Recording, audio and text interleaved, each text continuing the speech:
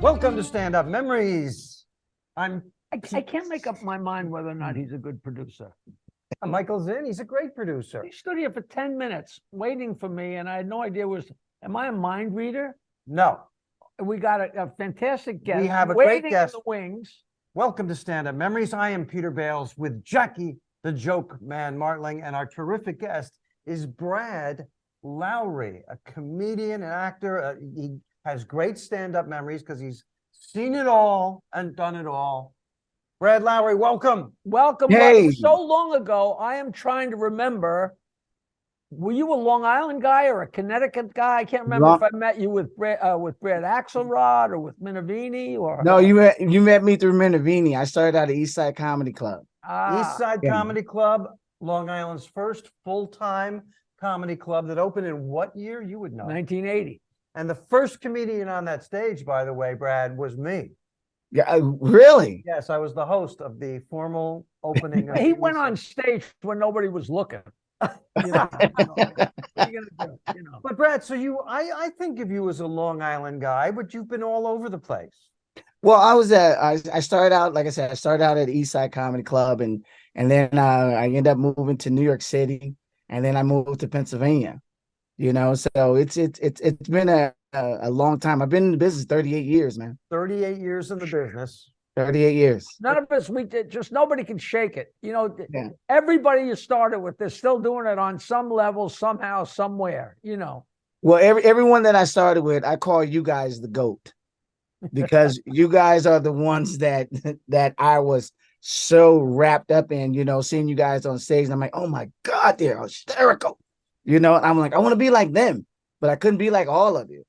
But it was just like, you know, Richie and John Joseph, they embraced me. John Joseph, another great Long Island stand-up comedian with musical talent as well. Yeah. And also, you told me Bob Nelson influenced you as well.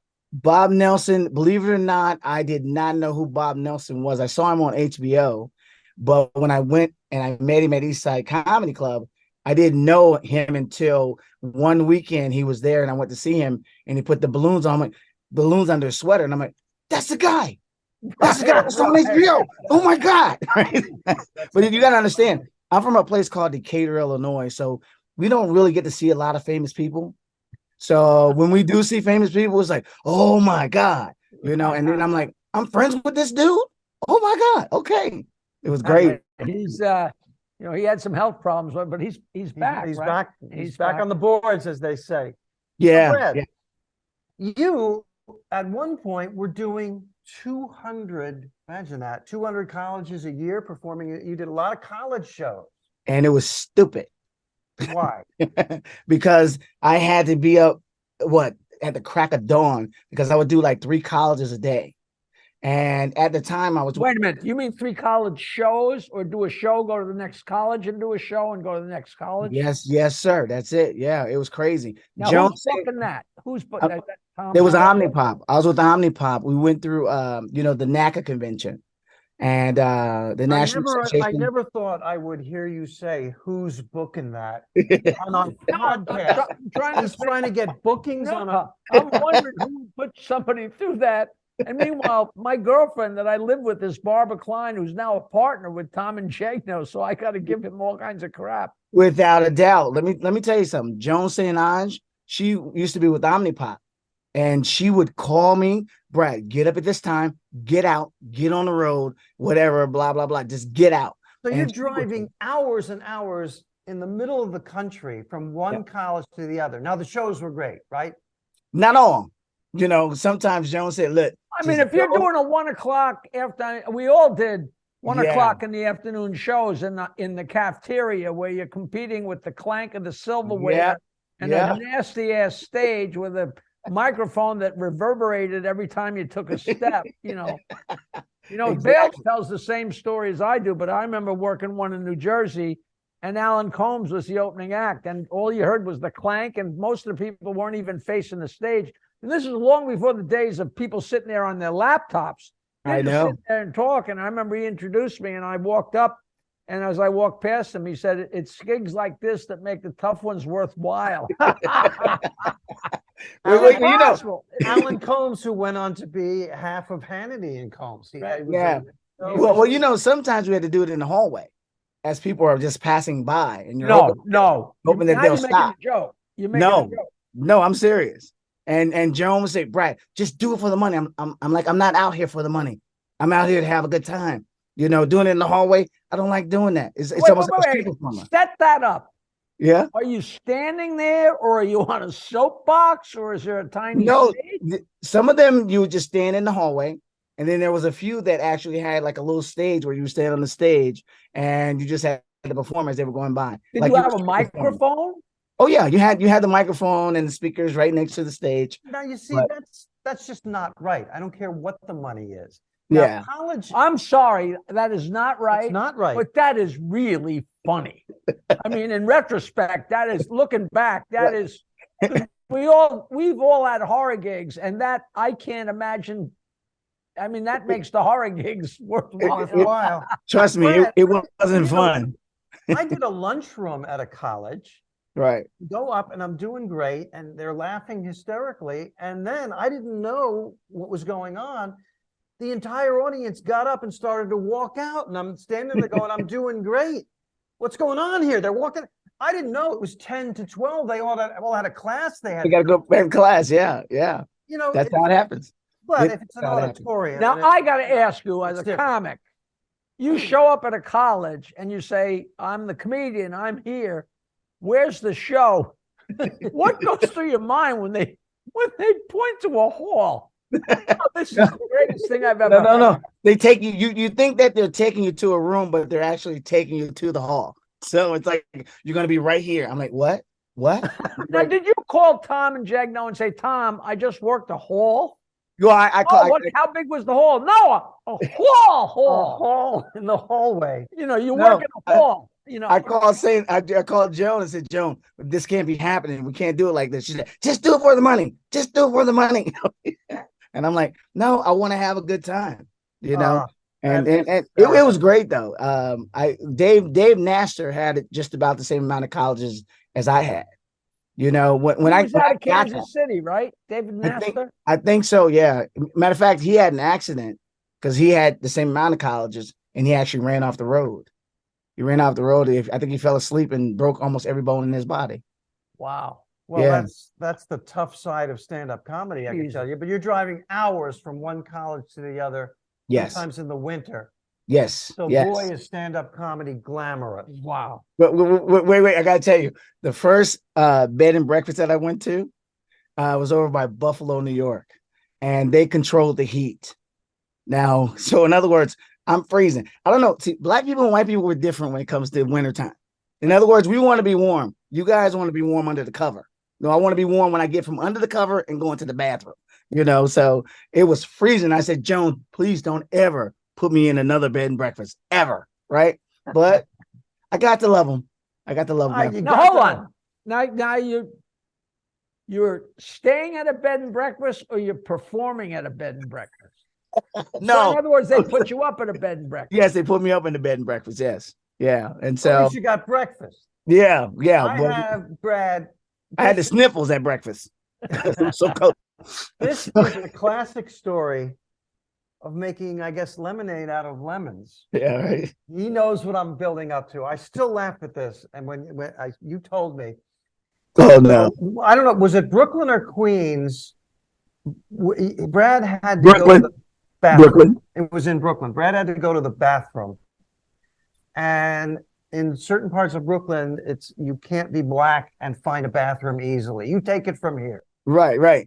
Well, I pretty much I was working out in the area. At the time I was working for a place called Long Island, and we delivered sheetrock and stuff like that, to all these different locations or whatever, these different properties. And no one in the area would let me use the bathroom, all because of what happened. Yusef, that was his name. Yusef, the guy that died. And that's a long time. Yeah. And Long so time no ago. one would let me use the restroom. And I'm going, really? You're here all day and you don't have a restroom? Really? So I went into a car lot, and I walked up to the guy and said, listen, I want to see a car about, $12,000, $13,000, $14,000. Right. He says, okay, we got one. I said, but listen, here's my card. So my information on it. I said, use that right now, but I need to use your bathroom. And so then when I came out, the guy says, okay, he showed me the car. It was a Buick Skylark, a red Buick Skylark. I'll never forget. And didn't know if I had to take money because it was money from our wedding, for my girlfriend and my fiance's. We had the money in the bank and I had to go take the money out or whatever. And I didn't have enough money. Oh, and so he said, you need a little more money. And believe it or not, that's when Bob Nelson came in and helped me. Bob Nelson actually loaned me the other $2,000 that I needed.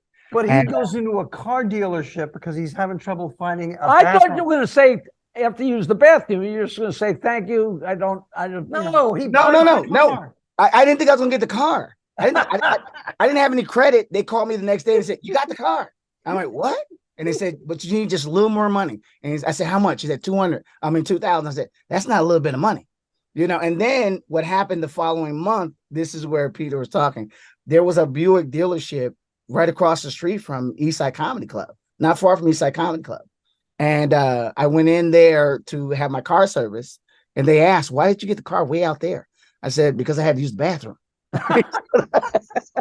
And the guy was like, you want to use our bathroom? That's like the old Rodney joke where he said that, I went into a bank because I had to take a leak, and it said, for customers only, for employees only. He said, I had to go so bad I applied for a job. Yeah. That's a great joke. But that happened to you in real life. Yeah, happened in real life. Yeah.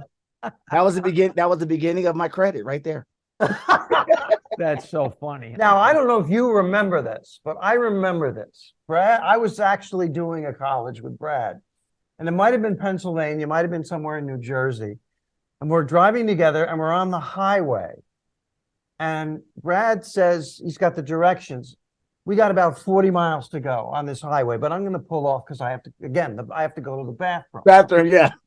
And so, okay, get off this exit, just go to the bathroom. We'll get back on the highway and go our 40 miles. He gets off the exit and we're just looking for a bathroom. And we drive by the college that we're supposed to be going to. Yeah, exactly. He had miswritten the directions. I go, you would have never. That's where we're going. We don't have 40 miles to go. We're here again because that was my penis. That was my penis telling us that, you know what, you're going too far. Somehow you owe your bladder a lot of thanks. Your bladder has helped you out in life. That's hysterical. And it's been a great life. That's all I'm saying. Well, now at this age, my bladder is doing different things now. Oh, being diabetic and stuff like that, man. It's like when you got to go to the bathroom, you got to go to the bathroom. You can't even tell anybody. You just in the middle of a conversation, you're gone.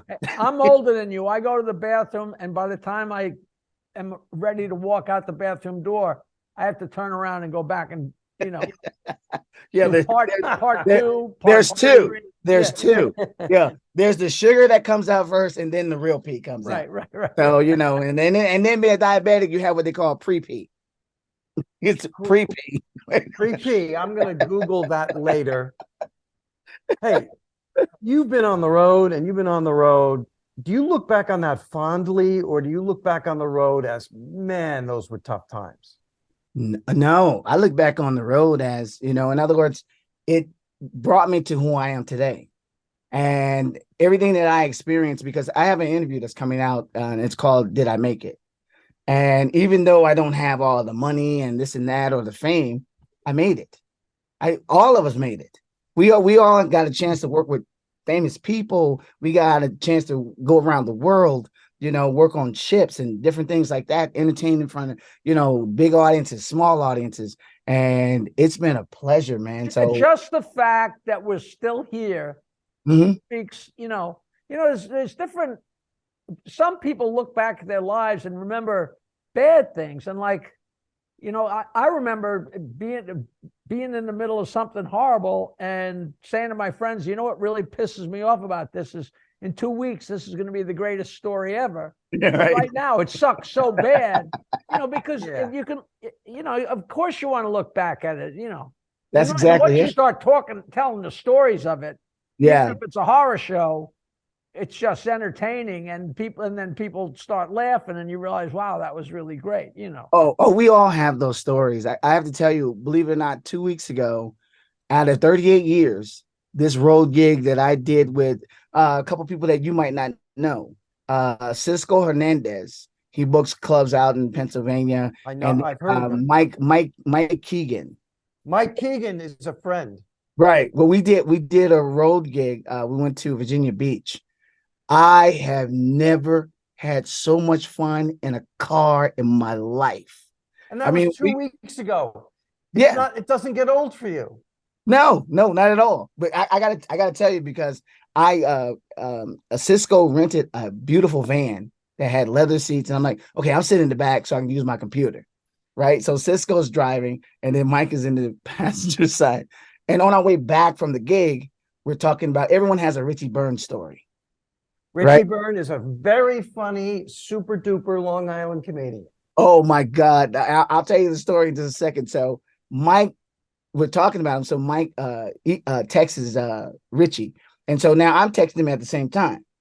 So what comes back to me from Richie is like, ooh, these racist bastards got you in the back of the car. Right. And we're Of course.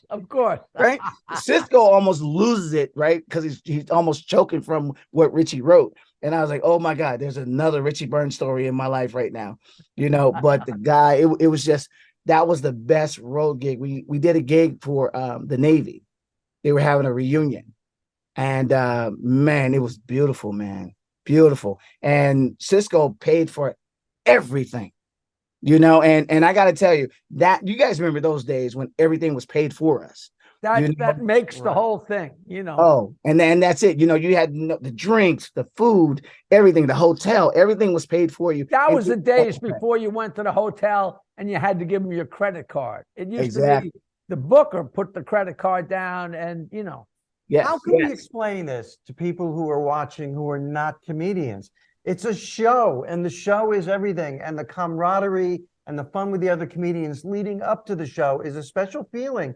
And you're communicating it, Brad, really well, actually. When we were all new or semi-new, I just remember how much fun it was. And I thought maybe we were a special group of guys or whatever. And I remember so distinctly, I don't know whether there's an interview on Carson or in Playboy or something, and Robin Williams had gone to the moon so fast. Right. And he got so rich and so famous so quick. And they said, congratulations, it's so great. And he said, you know what?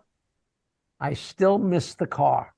Yeah. Just to have him say that with, billions of dollars and all that fame, but he missed being in the car with, 2 or 3 or 4 other people and just the ball breaking. I still remember Bob Woods. I was just getting ready to say Bob Woods. Bob Woods, We were a going wonderful classic Long Island comedian. How many pounds was he?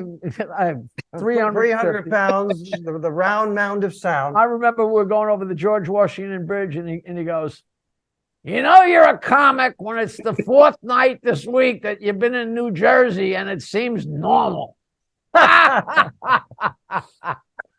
I remember being in the car with Eddie Murphy in the back seat, and he did this more than once, faking that he's fallen asleep so he doesn't have to chip in for the Throckmorton Bridge. The Midtown Tunnel reach. I'm sorry, Eddie Murphy. Somebody tell him he owes me $1.80. Right. Well, let me tell you. The thing is, I can use the money. Right.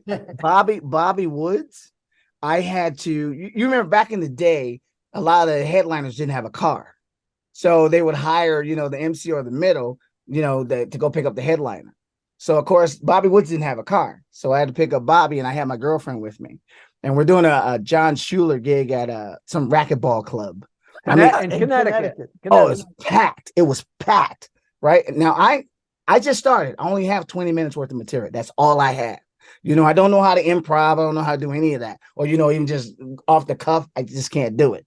So I did my set, and I learned from you guys, watching you guys. When you bring up someone, you say, you know what? The next person we're going to bring up right now is very funny. He had me on the floor last night. He's a homosexual, right? And right. I said that about Bobby Woods. Bobby was coming through the crowd. Then all of a sudden he turned back and went back into the green room. And I went, oh, what do I do now? I don't know what to do. And finally, I guess he decided he'd come out. Fantastic show. But once he got off that stage, Everyone in that racquetball club could hear him in that green room. You F this, you F and that. You try to sabotage my show. And I'm going, Bob, I wouldn't do that to you because I love Bobby just as much as I love you guys. And so my girlfriend goes, does he have to ride back with us? I said, I brought him here. Just as classic for him to yell at you for 15 minutes and then go, I was just kidding, pal. You know what I mean? Yo, Jackie, you hit it right on the head, man. Because he went outside, had a little doobie, and came back. Hey, you want to smoke a little bit? And I was like, no, I'm good. Just he was cool. I guess he said to himself, he's got to give me a ride back. Let me chill out a little bit. But it was fantastic. At the time, that was not pleasant getting yelled at, but you look back now and it's funny because it's insane. A week after that, I'm at Eastside Comedy Club watching the show. The coach is on the show, Tom Whiteley, and Bob Woods is emceeing. When Bob Woods brings the coach up, he says, he's very funny. He had me on the floor last night. He's homosexual. I'm like, what are you doing? You trying to sabotage his show? What the hell's going on, Bob? But oh man, I loved him. So I actually got to work with him the night before he passed. Yeah, I worked with him the night before he passed. Was he sick? Was something wrong? You couldn't tell. You couldn't tell. And the next day they told me they had passed away. And I was like, oh my God. You know, it was sudden, but it was overdue. You know what I mean? I think it was essentially sepsis, right? Yeah, he was in such bad shape, Yeah. I didn't know that. And that same night. He was homeless for a time and very tough. Was he living in his car, living out of his car? He was living in his car for a while. He lived with me and my wife for 2 or 3 weeks. Right. In Bayville. And I finally said, Woodsy, you can't stay here anymore. We're married. This is our lives. And Nancy's been so great. Right. And I've been and he said, okay, just drop me off. And I swear to you, and I still feel bad. We dropped him off at a park bench in front of the Broadway Mall. Right. It was a park bench. Wow. And what he said, I'm fine. And he just got out and sat. To this day, I feel guilty about it. In fact, it was so horrible. Yeah. Woods and Hawthorne were just crazy and out of their minds and pot smoking nuts and drunks. And the joke actually went around for a while. What's the difference between Woods and Hawthorne? And the answer was Hawthorne lives indoors. Which is just so cold. So damn So cold. Brad, I'm working at CW Post College with Woods and Hawthorne, and I'm drinking Diet Coke. And after the show, the manager is complaining about those two comics because they drank so much. And how much did they drink? The manager goes, 28 beers. Two guys. 28 beers. That's 14 apiece. But I believe it's totally believable. They could do that. Ferrantino booked a gig up somewhere upstate, not too far upstate. And he said that the owner loved the show and loved all the comics. And he said, you can bring back anybody except for the guy who keeps grabbing his package and drinks a case of Heineken. That was Bobby. That was grabbing his crotch. That was the walrus. Brad, I'm getting wrap-up signals here. This went so fast. We definitely got to have you back. But I want to ask you, we all get to work with famous headliners who we think are great people. Can you think of somebody that you just really, really got a kick over just working with him? Just enjoyed it? Believe it or not, it was Bob Nelson. Bob Nelson. It was Bob Nelson. Yeah, I mean, Sinbad was a great person, and then eventually he forgot who I was. But Bob Nelson was number one. Bob gave me so much in this business. I mean, one time he actually told me, he said, Bradley, when you go out on that stage in front of me, he said, I want you to try your best to blow me away. His exact words. He said, that's how you become a headliner. And we both knew when he said that, there's no way possible that I could do that. But that's very generous of him to say that. And it also shows the confidence he has in himself. Right. Well, Bob, you understand, Bob was the first person to put me on HBO. He called me up one day and he said, Brad, listen, I want you to go into the city with me and Jeff Sessman. And he didn't tell me why. You know, he said, we're going to come pick you up. I want you to go into the city with us. And I said, okay. So I get into the van. He waits till we were like, I'd say maybe 20 minutes out from New York City. He said, listen, I'm going to put you on HBO with me tonight or today. And I was like, what? What? You know, I'm a new comic. I don't know what I'm doing. I've never acted. I've never done anything in my life. Now, here's the thing that if I ever become famous, I'm pretty sure it's going to come out. While they were taping my segments, I called cut 5 times. And the director goes, do not call cut. You cannot do that. And so we get back into the scenes, action. And then I would screw up because everyone started gathering around. You know, it was the New York City, the library on, I think it was on 5th Avenue. And all these people were starting to gather around. So I'm getting really nervous now. And I'm just calling cut. And he's like, yeah, hey, you cannot call cut. Stop it. So that's just great. And I find it funny because now I'm a director. All right. And so it'll come out one day, I'm pretty sure. All right. Brad Lowery, comedian, director. We'll do this again. We always feel bad cutting people up, but we found out that like 25 minutes is a sweet spot. That's the exact amount. And we always go long. But you are terrific. I love you guys. We want to have you back. You are so definitely. funny. Pleasure to see you again, of course. We got to do this every 40 years. Oh, no. Look, I can't remember anything now. What do you think about in 40 years? You're going to say Brad, I'm going to be like, what? Who? What? Okay, well, Brad Lowery, luckily we're out of time because I know you have to pee. No, I already did that. Okay. Thank you for coming on. This has been Stand Up Memories. Jackie the Joke Man, Martling, Peter Bales, our terrific guest, Brad Lowery. We'll see you next time. Thank you.